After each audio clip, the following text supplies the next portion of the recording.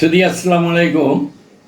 এই পরের পর্বে আমার সেই যে ট্রাকের থেকে আমাদেরকে একটা অন্ধকার জায়গায় পাহাড়ের উপরে পাকা রাস্তাতেই গেছে, কিন্তু রাস্তাগুলো খালি যতক্ষণ গেছে এই রাস্তাতে খালি এইটা বুঝতে পারছি যে খালি উপর দিকে উঠতেছে ট্রাক, উপর দিকে উঠতেছে, আর এরকম পেছাই না রাস্তা, এরকম পেছাই না রাস্তা।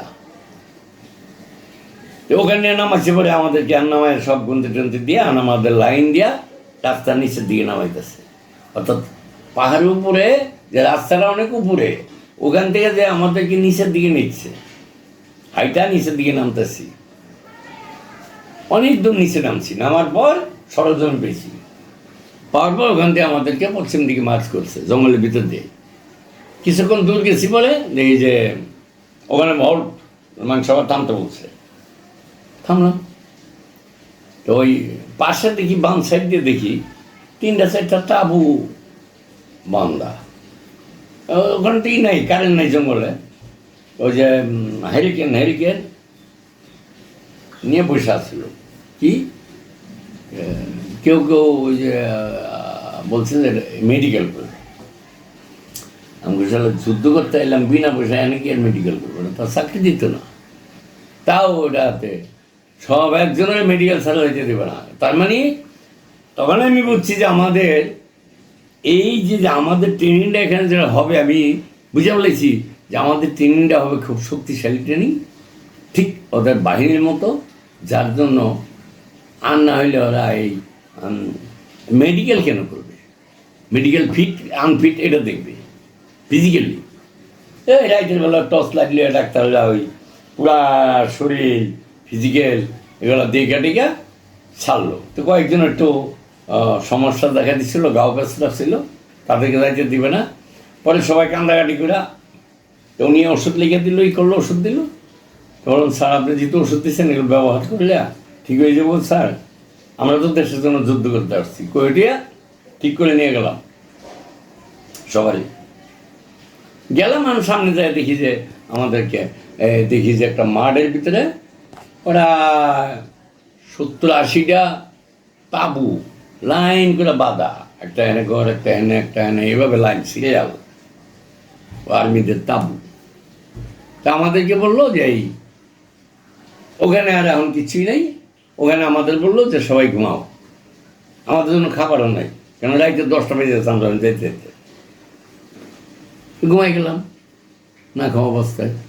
সকালে উঠছি, আইসে অফিসাররা আইসে, ভারতীয় সোলজাররা অফিসাররা আইসে, আইসা বাসি হুইসাল মারতেছে প্রযুক্তরা।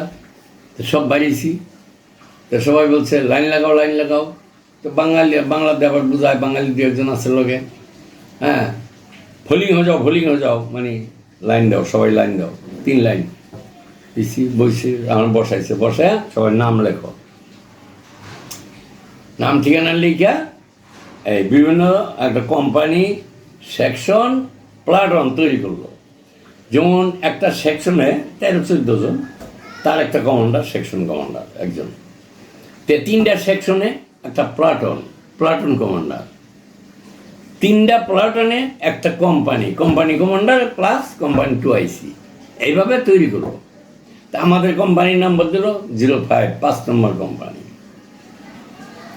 তো সকালে আমাদেরকে এগুলো করলো, করে আমাদের দিল এই কাপড় দিল, 2টা করে গেঞ্জি, সেন্টু গেঞ্জি আর খাকি প্যান্ট, এরপরে এই সরতুঙ্গি বিছনা, একটা প্লেট, একটা মুখ, সুই সুতা, কাপড় চোপড় ছিঁড়ে গেলে সেলাইয়ের জন্য অনেক কিছু এগুলো দিল আর কি।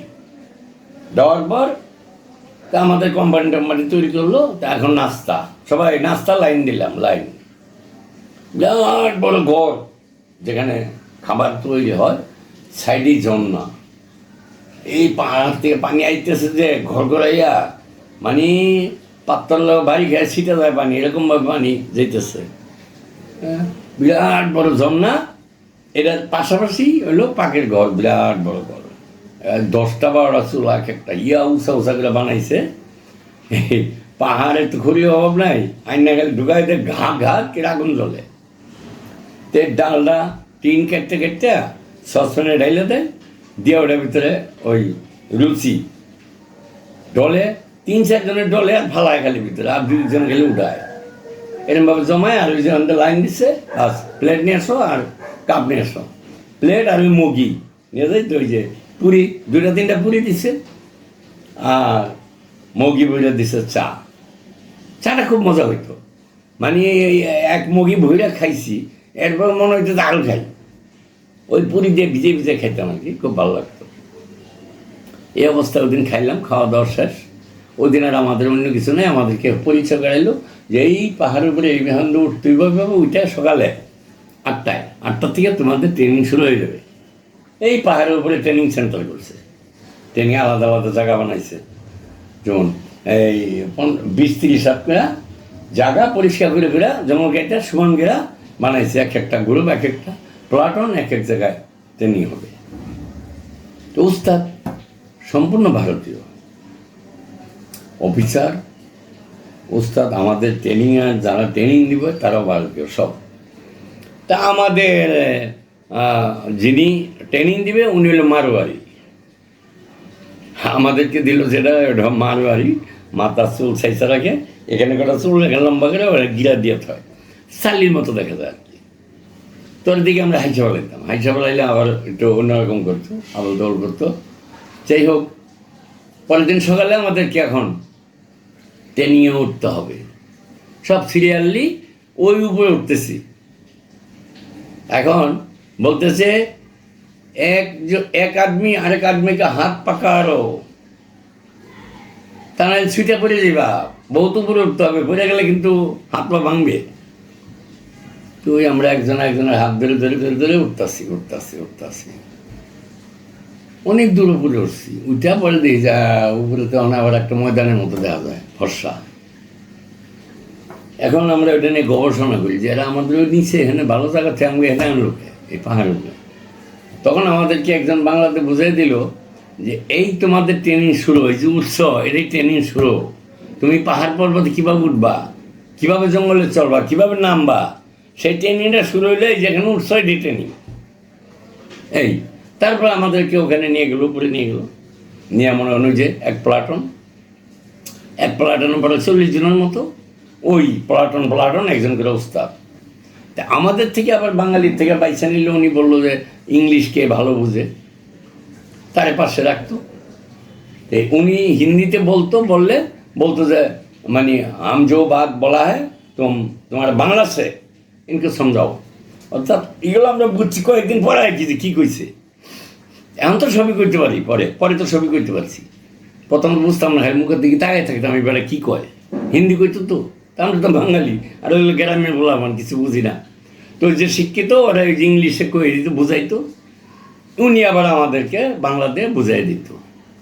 বাস এরকম করতে আস্তে আস্তে আমরা মোটামুটি অনেকটা কিছুটা ভাষার শব্দ বুঝে আসছি, ট্রেনিং চলছে। যাই হোক, এই পর্বে এই যে আমাদের ট্রেনিং শুরু হইল, আর আমাদের খাবার দাবারের দুঃখ কষ্টও চলে গেল।